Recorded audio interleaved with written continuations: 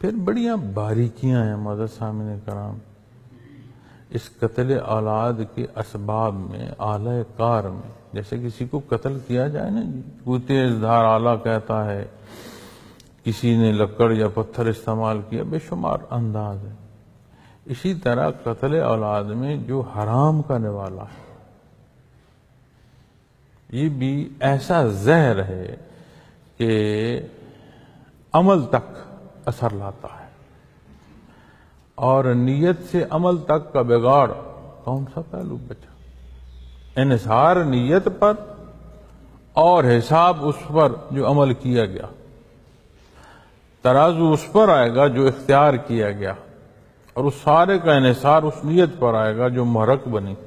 اب مجھے بتائیں، جہاں حرام کا لقمہ ہوگا وہ نہاں خانہ دل، جہاں صدق ہونا چاہیے، وہاں سے فساد پیدا کرے گا اور وہ فساد عمل تک لائے گا.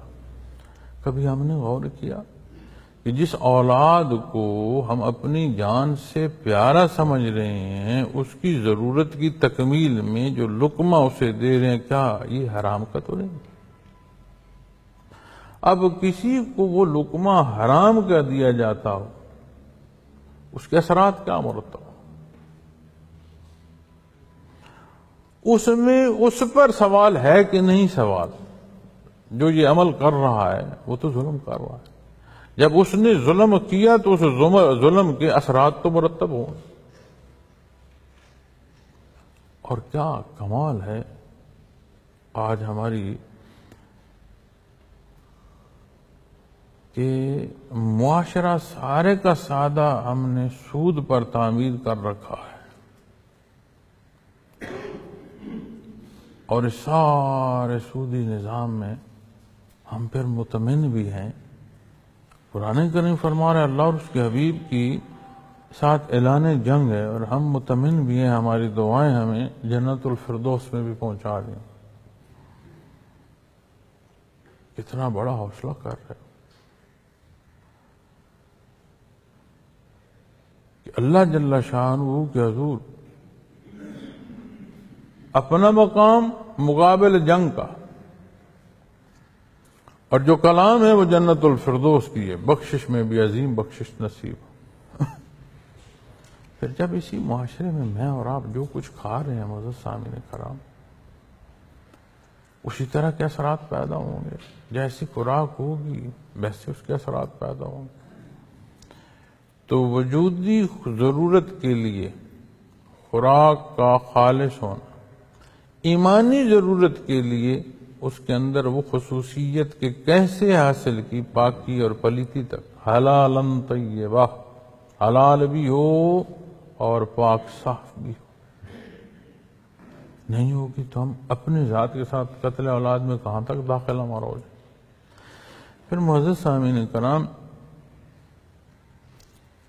ہم اپنے گھر سے، اپنے بچوں سے، اپنی ذات سے کیوں نہیں ابتدا کرتے کہ ہم بحیثیت مسلمان دین اسلام پر عمل پیرا ہوں؟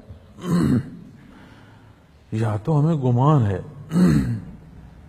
کہ زندگی نے ختم نہیں ہونا، اور جب ہم اپنی اس گمان کو دیکھتے ہیں تو ہم بچے تھے جو طاقتور تھے، جن کا معاشرے میں اثر و رسوخ تھا. آج ہم بڑے ہوئے ہیں تو انہیں نہیں دیکھ، کہاں گئے بھائی؟ وہ اپنی فرصت پوری کر کے برزخ منتقل لوگ. اور کتنے ہی چہرے اتنے ایسے ہیں جنہیں ہم جانتے نہیں. کیوں؟ ہم معمولاتی زندگی میں مصروف ہو گئے، اور نئی پود جو پیدا ہوئی اور اس بچے سے ہماری اس طرح آشنائی نہیں ہے کہ ہم اسے پہچان پائیں. آج وہ ایک نوجوانی میں اور ایک نوخیزی عمر میں وہ ہمیں ملتے ہیں، چوکوں چوراہے میں ملتے ہیں، اور ہم انہیں پہچان نہیں سکتے کہ یہ لڑکا کون ہے بھائی. تو وہ زندگی کا عمل ہمیں نظر آ رہا ہے جو دوسرے کو طرف ہے. پہلے گزر گئے، نئے آ گئے، جگہ بھر گئی. جو جگہ خالی اس کی جگہ نئی مخلوق نے لے لی. وہ سارا عمل جو دیکھنے میں وہ ہمیں سمجھ بھی آتا ہے، ہم دیکھ بھی رہے ہیں، سمجھ بھی رہے ہیں، یہ کیوں نہیں سمجھ آتا کہ میں بھی اسی متصل عمل کا حصہ ہوں، اور یہ جو مسلسل حیات کا نظام ہے میں بھی تو اس کی ایک اکائی ہوں بھائی، جتنی میری فرصت ہے اسی کے مطابق یہ بھی سانس کا آنا جانا ہوگا، اور جب وہ بات پوری ہوگی تو بھائی میرا نمبر بھی لگ جائے گا، ہر ایک نے جانا ہے، کل نفس ذائقۃ الموت، میری باری میں نے بھی چلا۔ پھر اس آنے جانے میں نے کیا حاصل کیا؟